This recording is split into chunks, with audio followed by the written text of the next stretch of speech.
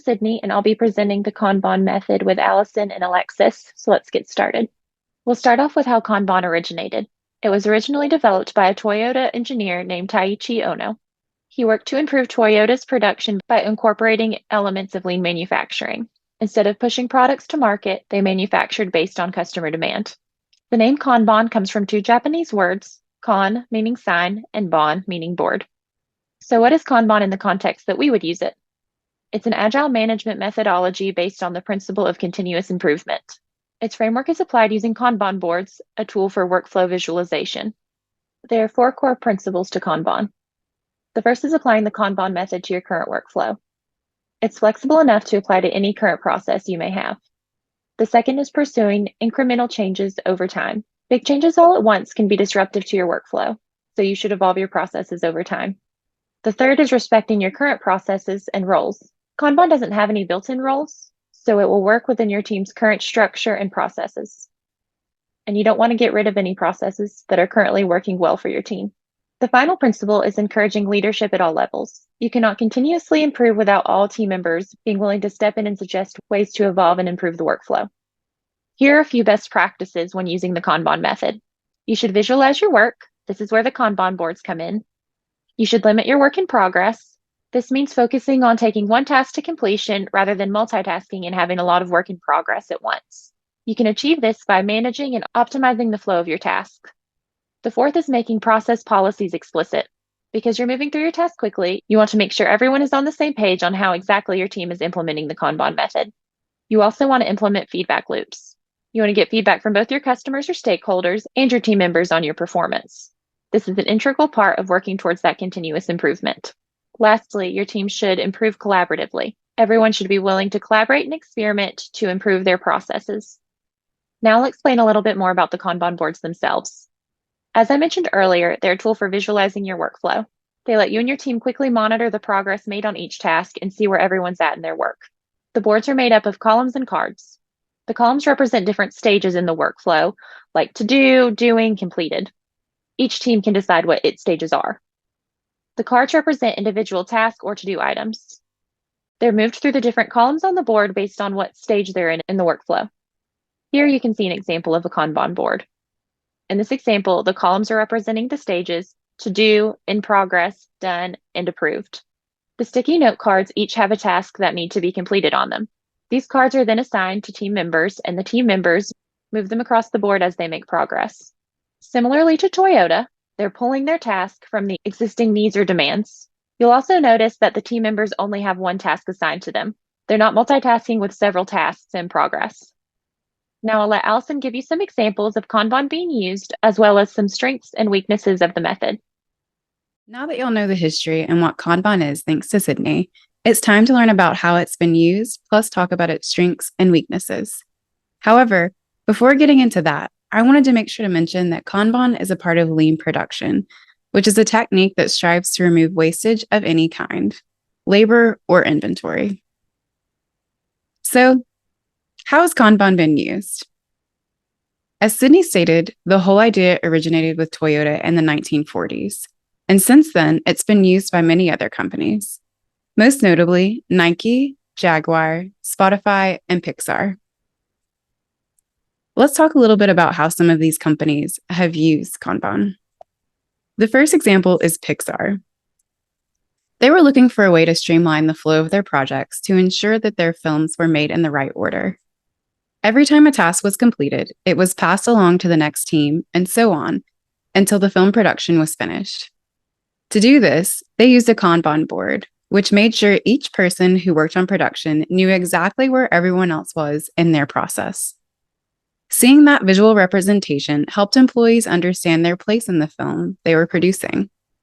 But it also allowed them the freedom to speak up if they saw something not working or a way to make the flow of production better. Next is Spotify. Spotify used Kanban when they realized planned projects weren't getting done because of time management. They used simple Kanban board approaches. There were 3 columns with to do, doing, and done written at the top. To the side were 2 rows with tangible tasks. They used their boards to house larger projects, This worked to ensure large, intangible projects could be visualized and broken down into small, medium, and large tasks. And lastly, you can use Kanban. While these examples were from larger companies, you can use Kanban as an individual as well. If you're trying to juggle multiple tasks, and I know that we all are, or if you're having a hard time getting started on an idea because you don't know where to start, it will set you right up. All you need is a whiteboard or any kind of Kanban software. The board will be much like Spotify's with 3 columns labeled to do, in progress, and complete. For tasks, write them on cards or type them in, then place them in the appropriate columns. You can decide for yourself how many tasks you're interested in working on at a time, but be sure to keep the in progress column pretty populated, but also don't keep it overpopulated. A few tips are to make multiple boards that correspond with different parts of your life. So for example, work life, grad school, and home life. But most importantly, it's to remember to be flexible and adaptable. Need a back burner column for an idea you just don't have time for right now, but don't want to forget? Make it. As you can see through these examples, a lot of organizations have seen the benefits in using Kanban boards.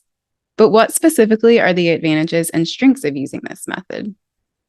The strengths are, it can be applied to any situation due to the start where you are mentality. It's easy to understand. It increases clarity, especially for remote teams. It reduces waste from the process. It encourages flexibility. It's on one page or screen, so it's easy to see who's working on what, where that falls in the workflow cycle, and where any issues like bottlenecking are happening. It promotes collaboration. It can be used in conjunction with other Agile lean methods. And work in progress limits make team needs and goals achievable and sustainable. Now that you all know the advantages, it's time to learn about when Kanban doesn't work. The disadvantages and weaknesses of Kanban include, it's not as common among non-engineering teams. It can quickly become overwhelming if the board becomes cluttered with tasks and information. Outdated boards can cause confusion in the development process. And there's no timing due to lack of phased timeframes. So to recap, Kanban has been used effectively by a number of organizations and has more benefits than downsides. Now it's time to learn a little bit about Kanban from Alexis. Thanks, Sydney and Allison. That was some awesome information, and we're going to keep it going.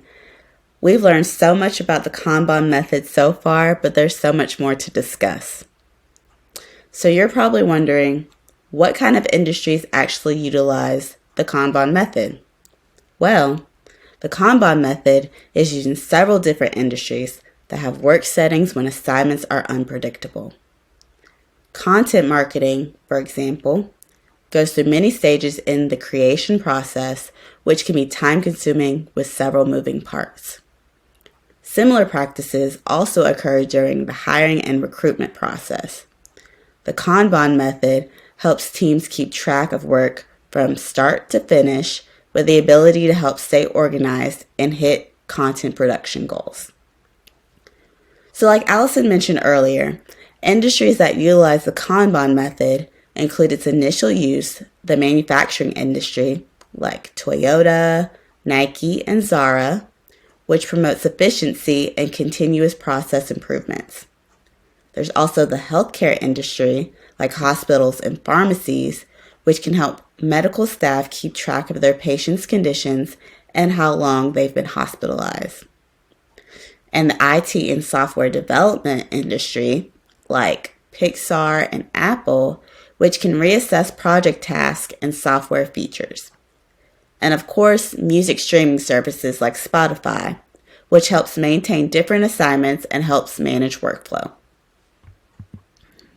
So what's the difference between Kanban versus other methods?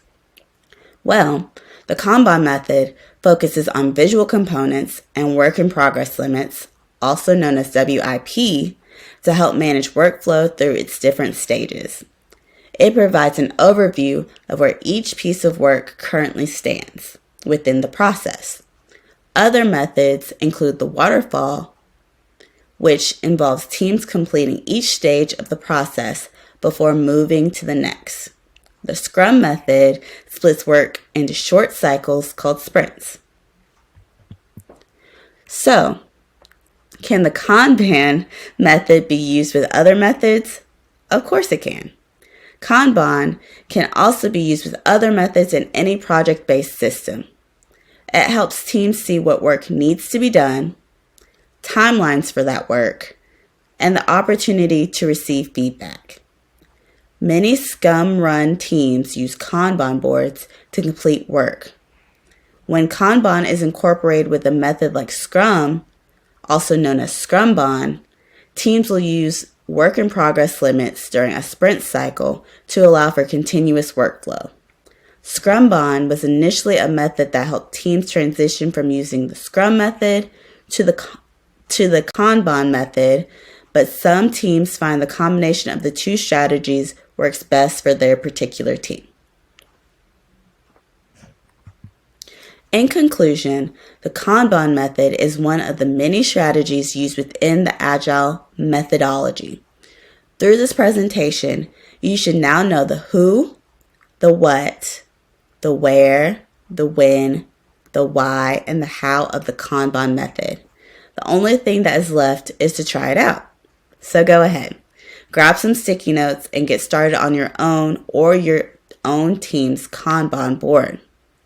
If you'd like to know more information, please feel free to browse these links which were used as references in our presentation. Thank you so much for listening to our presentation today, and we hope you all enjoyed. Bye.